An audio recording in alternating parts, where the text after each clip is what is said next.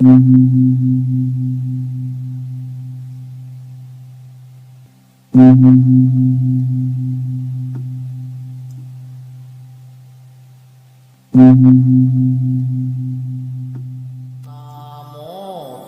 สสะ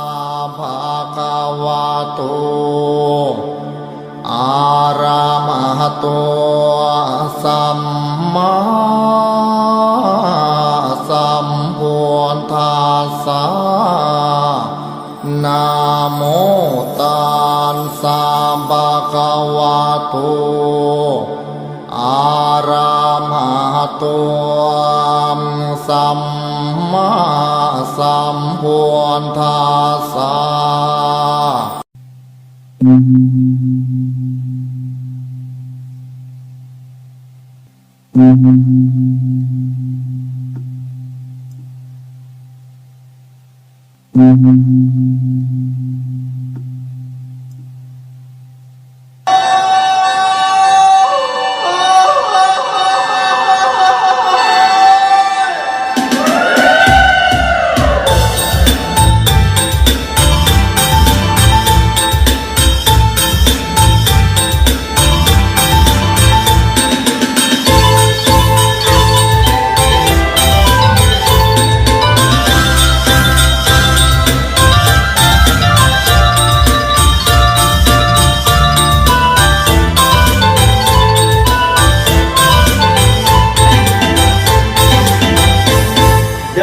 น้ำขึ้นไหลนองเดือน11น้ำทองน้อยลงคำคืนที่ไหลกระทงคำคืนที่ไหลกระทงน้ำสายทานไหลมาไฟ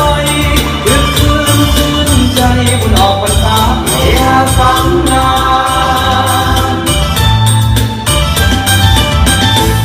ทางเบนแข่งขันสีพายสนุกยิ่งตายสีพายพนาเจ็ดสิ้นเรียกในการนาเจ็ดสิ้นเรียกในการนาอารมณ์นาแข่งขันเอาแข่ง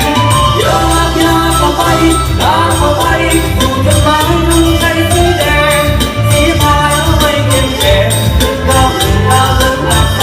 พุทธาหนึ่งดาวเลิกหลับใจเย้มาสนุกกันนะออกพรรษาปีนี้เข้าหน้าปีนี้ก็มา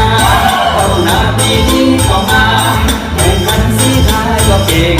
แข่งขันสีพายก็เก่งออกเก่งความตั้งใจเร่งสู่หลักใจสีพายเอาเลย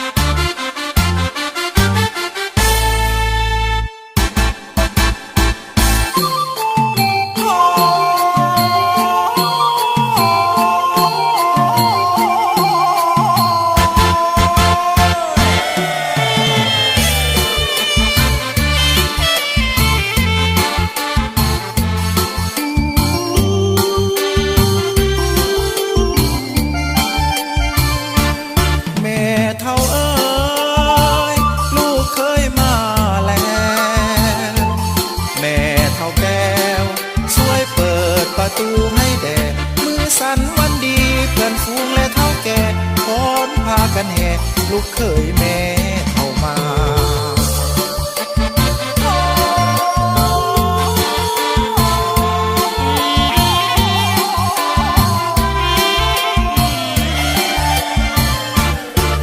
เจ้าสาวคงคอยหัวใจเลื่อนลอยเฝ้าคอยวิวา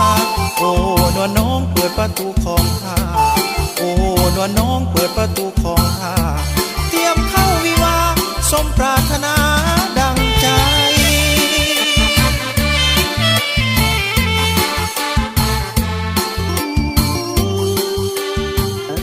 เสียงฝ่าพรวอนวันวิเศษอดิเรกเตโช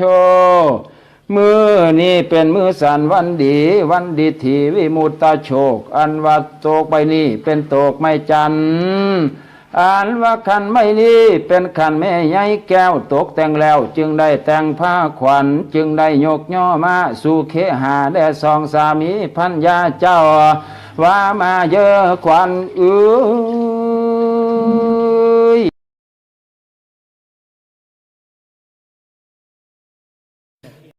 วัดนี้สิได้เป็นการผูกแขนให้เจ้าบ่าวเจ้าสาวเด้อฟังเอาบัด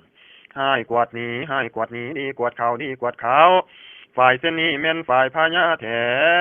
นป้อนแขนเขามาพอสิผูกเอาเป็นลูกของพญาปู่กำไสให้ขวัญมา